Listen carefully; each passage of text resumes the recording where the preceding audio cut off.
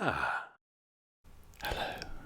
dear friends, and welcome back to this next instalment of the life and times of King Edward III. In the previous part, we learned about how Edward had to rise up from the yoke of his plotting mother and lover, and once given his own run at things had become quite warfaring. We've had victory at sea, in Flanders, all of these battles to reclaim French areas and French dominions that the English then felt they were theirs. We of course have the 100 Years' War, and I suppose the big question to kick off this part with is who pays? Because by 1340 Edward III had spent no less than £500,000 on the war with France and left himself with an unprecedented £300,000 in debts. Now if you consider that this is the year 1340 and take inflation into account, that is an extreme amount of money to be in debt.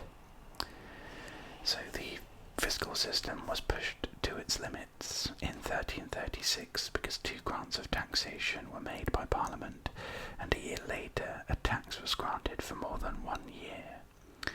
English merchants were given monopoly rights to buy and sell wool, and the king took a slice of the anticipated profits. The government resorted to a tax in kind. Corn and wool was collected and sold off for cash. So despite all of these efforts, Edward didn't gain enough money for his plans, and he had to borrow from Italian merchant houses. It was the peasants, particularly in the east of England, who suffered the most from rigorous taxation, which was made all the more insufferable by the taking of requisitions for the army and a shortage of corn to pay with, and a series of excellent harvests forced down the price of grain and livestock, the staple living of the peasants, and reduced that capacity to pay tax. So those who did have to pay might be driven to sell their stock or seed corn to raise the cash required, and impoverished themselves in the process. And those who couldn't pay simply left their tenements and took to the fields, leaving their homes behind to rot.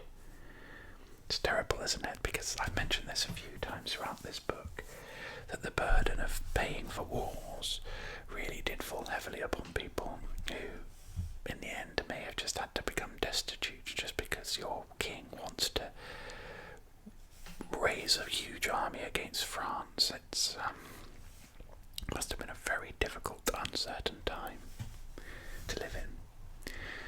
So in 1340 at Coldweston in Shropshire, it was reported that all but 2 of the tenants had fled because of worries about paying a tax granted by Parliament. Peasants who stayed on their land were threatened with imprisonment if they failed to contribute. This is, of course, causing growing discontent, and it gave rise to outright refusals that increased throughout the 1330s and reached a peak during the freezing weather of 1339. Here is an image with the caption that evading tax collection was difficult. I suppose it was quite difficult if it's a person physically knocking on your door and holding out a bag for money. Here is some chronicle. One of the great things about this book is that it, if you've not seen any of the previous parts, is that it contains chronicles written by the people of the time who are writing about what they see, so lovely first-hand accounts, although there is some creative embellishment at times. So this is a chronicle about Edward preparing for Normandy and going over there, moving towards the Somme.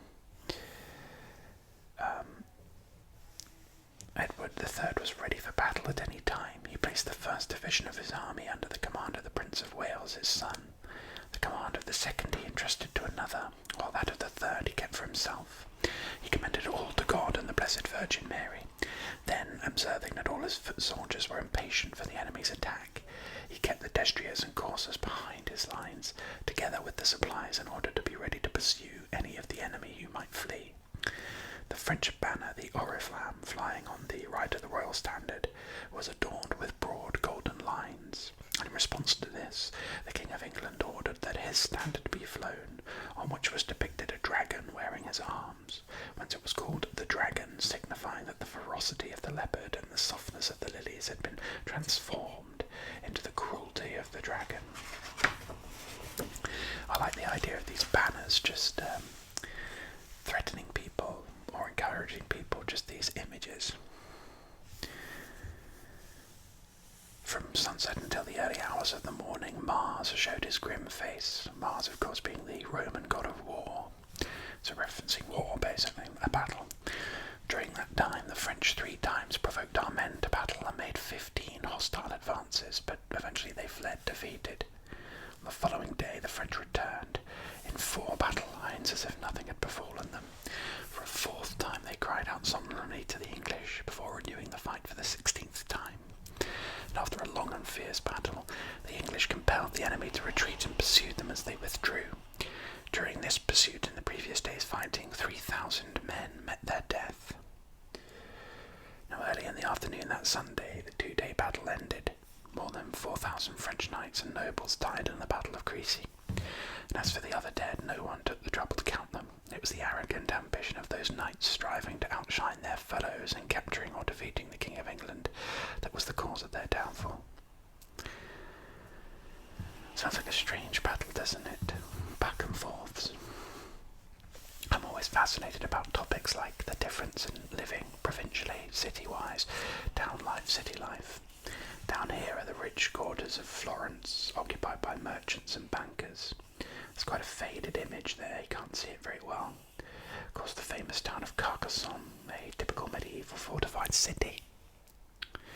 So at least 95% of the English people lived in the country during the 14th century, and only London really could compare with Europe's great cities. York, which is the 2nd city of the realm, had fewer than 8,000 inhabitants. An average country town, less than 500. I mean, you consider a town to be small these days with a population of 8,000, wouldn't you? So where most towns developed for the crossing of ways, and a market would flourish. Houses clustered around the marketplace and the church. This was inevitably built close by, and straggled out along the streets which converged at the market. Highway towns like these could never be defended, but other cities developed as administration centres of counties, lordships or bishoprics, and they grew up around the castle or cathedral, as at Ludlow or Hereford, or they continued on a grid pattern established by the Romans at Chester or Chichester, and they could be encircled by walls. Over 100 towns, usually royal boroughs, had their own fortifications, and they were in a constant state of disrepair, but their importance was civic rather than military. Ensured entry was only by the gates so that tolls could be collected, and deprived people living outside the walls in the suburbs of their civic rights. So each trade was concentrated in its own quarter in larger towns, and its own street in smaller ones. Skinners and dyers needed to be close to running water. Tanners and butchers assigned to areas where the noxious effects of their trade could least offend. Potters, smiths, other tradesmen who presented a serious life risk might be banished to the suburbs. Oh, sorry, serious fire risk, not life risk. That lesson obviously wasn't learned for the Fire of London, Great Fire of London. So it's interesting, isn't it? Because again, this etymology of our names, our towns, the places that we live, still owe a lot to these simple systems of clustering trades around where they need to be geographically. But also, of course, our surnames, Smith and Baker and all of these surnames that tie back into these trades. It's just interesting how everything that we can see in the world around us Calais is still sprouting from this original archaic setup.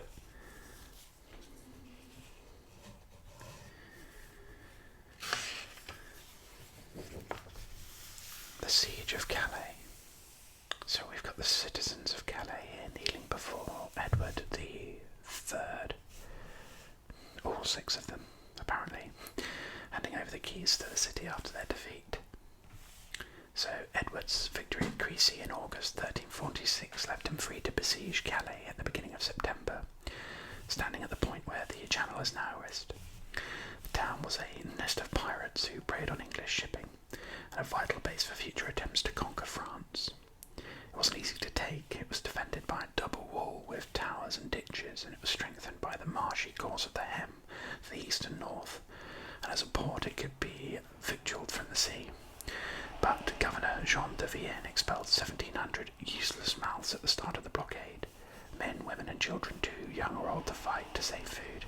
It's a bit harsh, isn't it? Customary to leave such people behind the lines to starve, but on this occasion Edward was generous, feeding them and sending them away. So Edward decided that the only way to take Calais was to starve it out. He was meticulous, so from England he called for men, cannon and ships. 32,000 men he raised was the largest of his reign. To house this multitude in winter, he erected a town of wooden buildings around a central marketplace, where the Flemings came to sell food twice each week. The English amused themselves by raiding the countryside around Calais, and there were challenges between chivalrous knights on each side. Meanwhile, there were supplies beginning to run low in the town, so 500 more useless mouths were expelled, but Edward's earliest cavalry gave way to frustration, and they weren't allowed through the lines. Jean de Vienne wrote to the king, "Everything is eaten up, dogs, cats and horses. We've nothing left to subsist on unless we eat each other." Paris, Philippa VI trusted in Calais' strength to resist during the winter and spring, and he summoned an army in March 1347, but it wasn't ready to march until mid-July. So in fact he's leaving Calais to its fate. The defenders won the right to surrender with honour, but the English king enraged at their 11-month resistance, determined to make an example of them. The governor and 6 leading citizens were forced to carry the keys of Calais to Edward barefoot and hatless, halters round their necks. It may or may not be true that Queen Philippa, a moderating influence upon her hot-tempered husband, saved them from execution when, heavily pregnant, she knelt before the king and pleaded for their lives.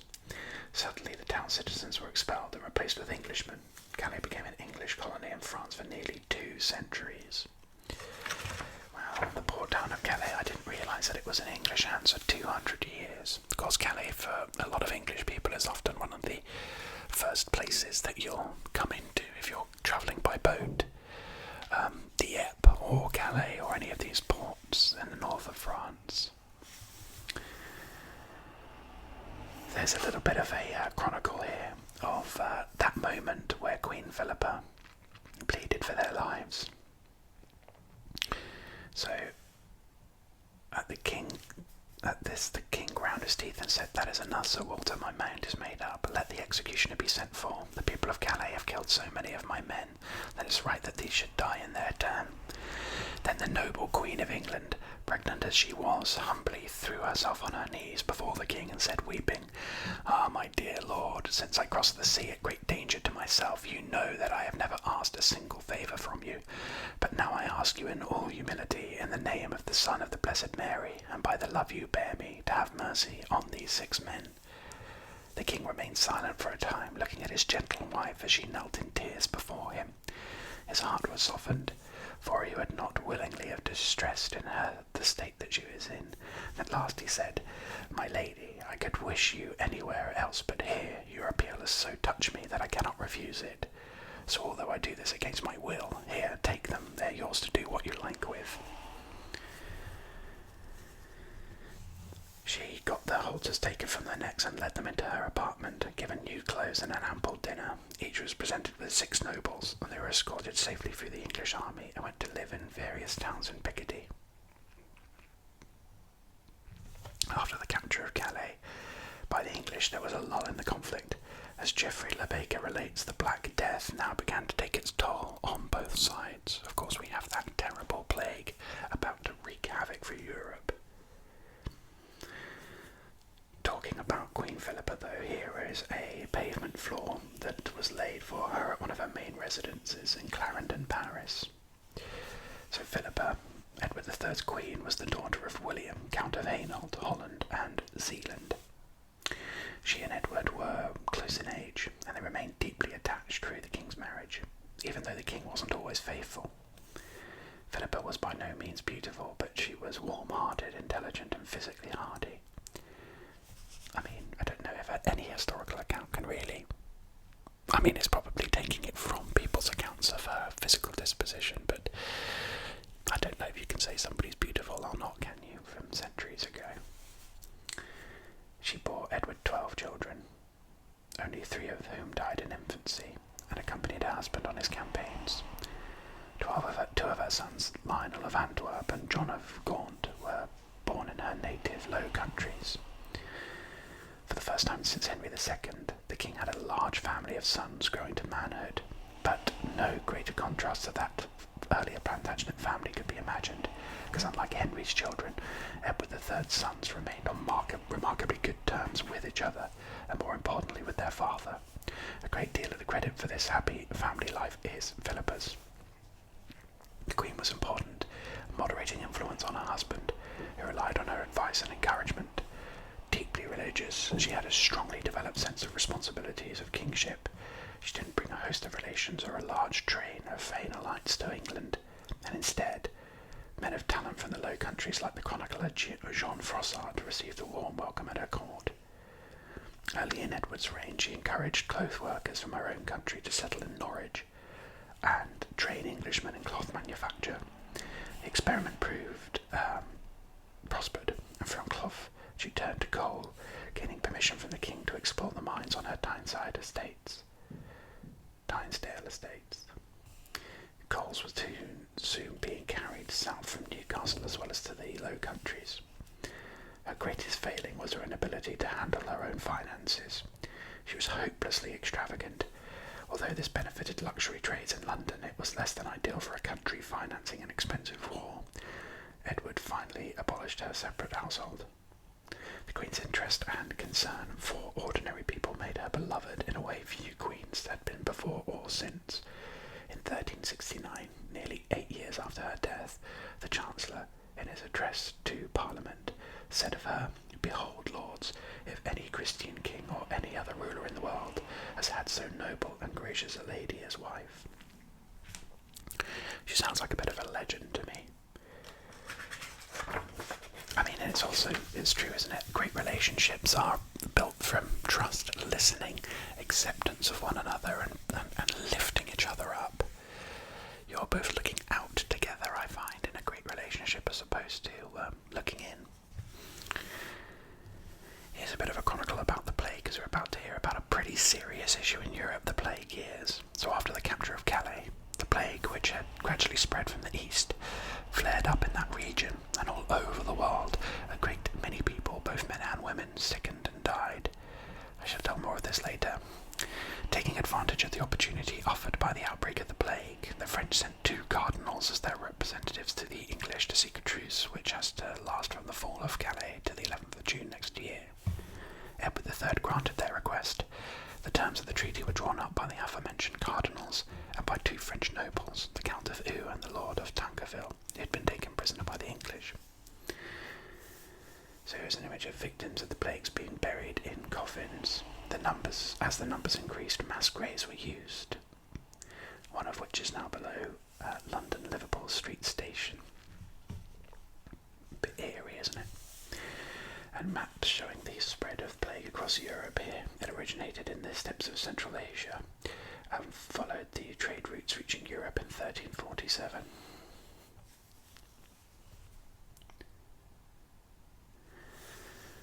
So the Black Death was the first and most catastrophic outbreak of the plague that was to menace Western Europe periodically from the 14th to the 18th century. It arrived from Constantinople in October 1347 with a Genoese fleet that docked at Messina in Sicily, and within 3 years it spread throughout the continent.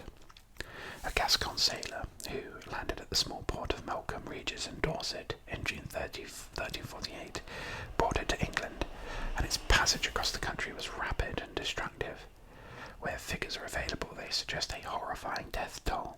Over 50% of the inhabitants of Bristol and Winchester died.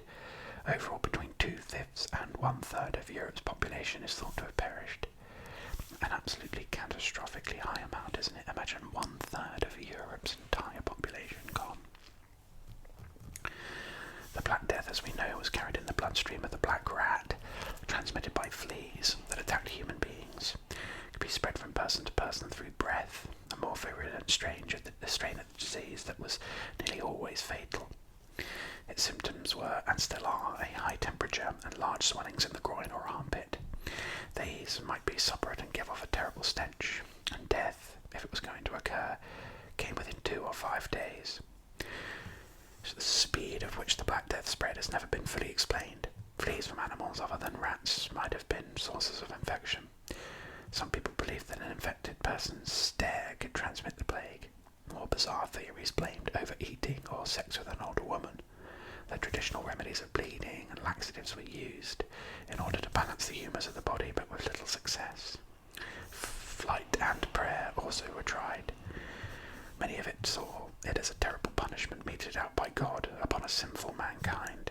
There was a mass religious hysteria in parts of Germany and France. Bands of flagellants toured the countryside, scourging themselves and singing hymns. Jews were massacred in cities throughout Western Europe. Boccaccio, in a highly coloured account of the effects of the plague in Florence, describes how all moral and legal restraint collapsed. Property was held in common, and imminent death was faced with unrestrained debauchery. It is interesting how mass populaces act as soon as death is a likelihood, and faced with their own mortality, how quickly the social constructs we subscribe to can quickly break down. London, which was already a violent city, suffered a moral decline. The chronicler Henry Knighton lamented that thieves and criminals had flocked there, and John of Reading commented on the increase in acts of sacrilege. At Rochester, according to the monk William Dean, the plague carried off so vast a multitude of people of both sexes that nobody could be found who could bear the corpses to the grave. Men and women carried their dead children and threw them into common burial pits, the stench from which was so appalling that scarcely anyone dared even to walk beside them. In Somerset, priests even refused to give the last rites to the dying for fear of contracting the disease. Some of these stories are clearly exaggerated, and although few communities can have escaped the plague, some areas were more severely affected than others. When it gradually abated in 1350, the organisation of society, the conditions under what land was held, and levels of wages and prices changed in its wake.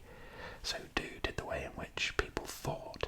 The collective wave of terror and dismay that had swept through Europe left its mark on the art and literature of the later 14th century. There is something terrifyingly unifying about it, isn't it? That it doesn't listen to boundaries or anything. It all classes. It just gets everybody. Here's a bit more chronicle of it. So all England suffered from the sore affliction, so that scarce 1 in 10 of either sex survived. And as the graveyards were not big enough, fields were chosen where the dead might be buried. Only a few nobles died, but of the common folk more died than can be counted, and also a multitude of monks and other clerks known only to God. The pestilence struck the young and the strong in particular, generally sparing the old and the weak. Scarcely anyone would dare touch a person who was afflicted. The remains of the dead, which in ages before and since had been held in high honour, were then shunned by the healthy, for they were tainted with plague. Men who had been one day full of life were often found dead the next. Some were afflicted with abscesses that erupted in various parts of their bodies, and went so hard and dry that even when they were cut with a knife hardly any liquid flowed out. Many who have suffered from these symptoms survived, either by having the boils lanced or waiting with great endurance for them to subside. Others had small black sores which developed all over their bodies, and only a very few who suffered from these survived and recovered their health. Terrible. So the immediate effect of the plague in the plague years on the rural population is reflected in the empty holdings recorded in memorial rent rolls. reduced revenues from tolls and market towns in tax reductions reluctantly allowed by the Exchequer's collections. After the Statute of Labourers prevented rural workers moving to a new district, and in part as a result of the statute, villages were rarely abandoned even when the plague had been most severe. Records of the poll tax levied in 1379 to 81, some 25 years later after the Black Death, show that almost every English village was populated despite a generation of successive plagues. There were 23 households in Tusmore before the plague. After the Black Death in 1355, it was wholly absolved from taxes, and in 1357 the king authorised the lord of the manor, Ralph de Cottesford, to take its fields for his parkland. The hamlet, inhabited entirely by Ralph's bondsmen, now being void of inhabitants since their death to the pestilence. The ornamental grounds and lake are all that remains of de Cottesford's parkland. The rest is partly planted with timber, but most is now agricultural land again, within large straight-sided fields. The site of the abandoned village straddles to these fields. So we've got the location here of Tusmore. You can see the lake down here, and you can see, I'm guessing, the abandoned village around there.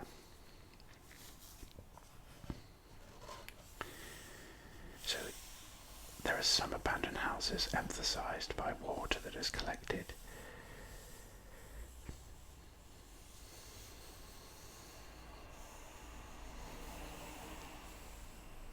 In small sunken rectangles.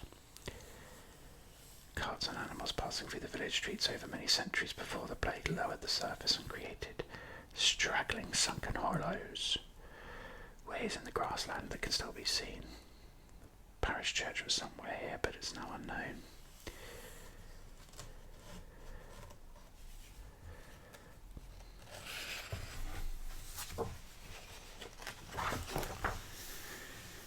So this brings us on to the practice of medicine, of course, where doctors here are prescribing special diets to redress the balance of humours. Down here, a barber surgeon is treating a patient for hemorrhoids. I love the pose here, the posture of the patient. It just looks like they've taken a horse drawing and slapped a human head on it. So you had two kinds of doctor in the 14th century. Professional and popular. The former was university trained, generally one of the leading European medical faculties of Montpellier, Paris or Bologna. After an arts degree, they studied for 4 or 5 years to obtain license to practice, and the same length of time to gain master's status. The training was mostly theoretical, based on studying the texts of the Greco-Roman medical authorities, Hippocrates and Galen. Practical training was minimal. The professional doctor's skill lay in his knowledge, license, status, ethics, etiquette, that distinguished him from unlicensed practitioners and surgeons whose practical and manual operations were considered inferior. With the exception of Bologna, surgery wasn't taught in universities. It was a craft, and training was by apprenticeship. To raise their status, surgeons formed guilds to regulate their practice and to protect and distinguish themselves from the lower order of their craft. The barbers, whose practice was to shave, cut and bleed, as well as dentistry. These skills were much in demand, but although barbers formed their own corporations, their professional status wasn't always recognised. The public image of the professional doctor, with his long ermine-trimmed robe and academic beretta, was by contrast assured. Regulation of doctors was almost non-existent in rural areas. No particular educational qualification was required to practice medicine or surgery. I mean, could you imagine that? How awful that must be. Yeah, I'm a doctor, I'll sort your pneumonia out. I'm just going to open your chest. Professional medicine was based on the belief that there were 4 bodily humours: blood, phlegm, yellow and black bile, made of 4 elements: air, water, fire and earth, and 4 qualities: hot, cold, dry and wet. According to this theory, a combination of these determined a person's temperament: sanguine, phlegmatic, choleric or melancholic. The balance of the humours had to be perfect to ensure good health, and any imbalance caused illness, so it was the doctor's job to redress the balance. endoscopy was the main diagnostic and prognostic tool, and the urine flask became the symbol of the doctor's technique. Pulse reading came next, and astrology helped calculate when an ailment would become critical or favourable days for treatment. Bird law was important, so if a calatrious bird put next to the sickbed looked at the patient, he would recover. If it looked away, he would die. Herbal remedies in the form of pills, potions, powders or ointments were prescribed by doctors and dispensed by apothecaries. Purgatives or enemas and bloodletting by cupping or leeches was widely recommended to purge noxious humours. Stones and charms were also thought to be effective aids to recovery. I mean, I like that the idea that with the humours example, the theoretical example, that you create a system of logic so comprehensive and airtight that just people subscribe to it as a belief system, because it just makes sense when you just look at it without considering anything else. Here we have the Pride of Humiliation. Very interesting title, that, isn't it? Here's a flagellant master leading his band of followers through a city, and a multi-stranded whip is used for penance as he openly lashes his own back. Here are some converts kneeling at the climax of the ceremony to hear the reading of the heavenly letter that spoke out to the terrifying and apocalyptic message from God. And down here we have two flagellists. One's removed his cowl and wears an expression of torment and agony as a result of his self-inflicted wounds. So the Black Death has spread across the continent in 48 to 49, and it's produced a wave of mass hysteria that sublimated in a new outbreak of the flagellant movement. Great throngs of people went on to procession, scourging themselves in atonement for their sins and in the hope of averting divine retribution. So beginning in Hungary late in 1348, the flagellant spread through Germany, Flanders and France during 1349, meeting with wide popular acclaim. However, a group came to England and gave dramatic public display outside St. Paul's Cathedral. They made converts there. The ascetic hermit monks of 11th century Italy had been the first people to use self-flagellation as penance. 200 years later, in the 13th century, the misery and insecurity caused by famine and war gave rise to an organised group of flagellants who survived in small numbers into the 14th century. Flagellant leaders possessed a heavenly letter that proved that in the Church of the Holy Sepulchre in Jerusalem, an angel had appeared and had read a terrifying and apocalyptic message to the multitude God. Angry with the many sins of mankind, would destroy every living creature unless people abandoned their evil ways. To atone for the sins of the imperiled world, the flagellants formed processions that lasted for 33.5 days, reflecting Christ's lifespan of 33.5 years. They weren't permitted to wash, shave or change their clothes. They were forbidden from all contact, including conversation with women. When they arrived at a village or town, members of the group formed a circle, stripped to the waist, and prostrated themselves, motionless on the ground in the form of a cross. They then rose to their feet, and singing hymns and praying out loud, scourged themselves with leather whips, weighted with iron spikes until blood went everywhere, and their flesh became bruised and swollen. The climax came with the reading of the heavenly letter, when the flagellants and their audience sobbed and groaned aloud together. I mean, if that just rocked up to your village or town, that must be one of the most intense things you've probably ever seen happen in your life. So the support and admiration was strong amongst the general populace, and the marked hostility that many of them showed towards the church alarmed ecclesiastical leaders. So in 1349, Philip VI of France forbade public self-flagellation on pain of death, so preventing the movement from spreading beyond Picardy, and Pope Clement VI issued an order to suppress the sect. As a result of these measures, and with the gradual disappearance of the Black Death, self-flagellation once more became the preserve of a small group of enthusiasts. Human history is endlessly fascinating, is it not? And I think that's a good place to potentially leave this part of the life of Edward III. Thank you very much for joining I look forward to having you join me next time for more